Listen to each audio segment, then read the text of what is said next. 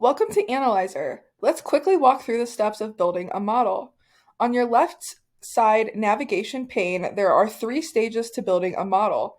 You'll start under Models, where you can create a new one and give it a name. After choosing a name, you'll choose the model type. Today, Analyzr offers three model types or use cases around propensity modeling, regression modeling, and clustering. For today's example, we'll do propensity. Next, you'll need to link a data set to use in your model that you either previously connected or you can use one of the demo data sets preloaded for you. Once you have created your model and have it selected, which you know by the blue border surrounding it, you are ready to move on to the Explore stage.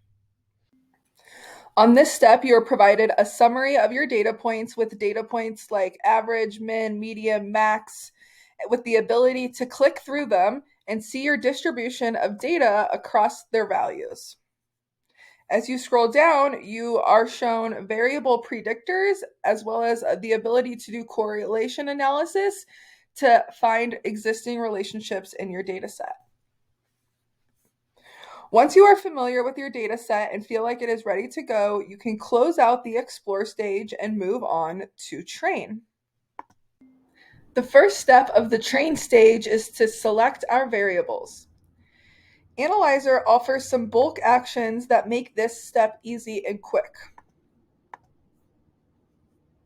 You can also individually go through and select the specific data points if you do not want to use all of the ones in your data set. You can choose the type of variable you want to use it as by using the drop-down menu like this. In this example, we're going to use customer ID as our unique identifier or our record index, and we're going to predict the likelihood of a customer churning. At this step, you also have the ability to fill any missing values or data gaps in your data set.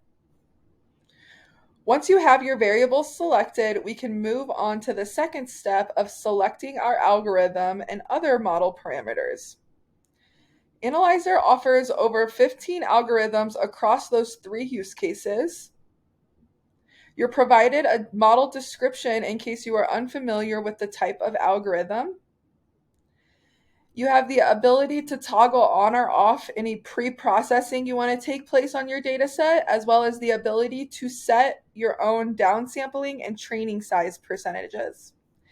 If you are unfamiliar with any of these parameters, you can always access the help section for help and more info. Once you have your parameters configured, we can move on to the train step and trigger our training job. Once we see a job complete status, we can move on to the review results step. The review results page is going to vary depending on the type of use case or model selected at the beginning, but you'll see similar data points across all model types. You'll see things such as your driver rankings telling you which of your data points is contributing most to your model's ability to make a prediction.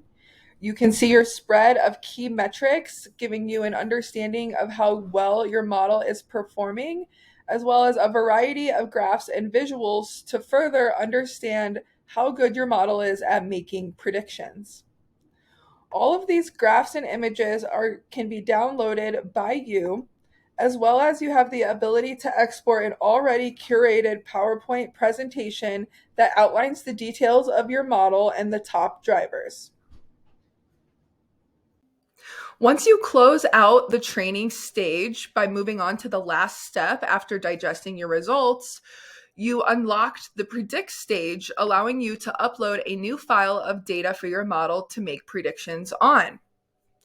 You can also navigate back to the model stage and using the menu icon of your model, access a few additional features such as the ability to export your model to a Jupyter notebook, as well as the ability to publish your model to a workspace, giving access to your teammates. If at any time you forget any of the steps to building a model or are confused by any of the parameters, you can always access the help documentation through the widget or full support knowledge base.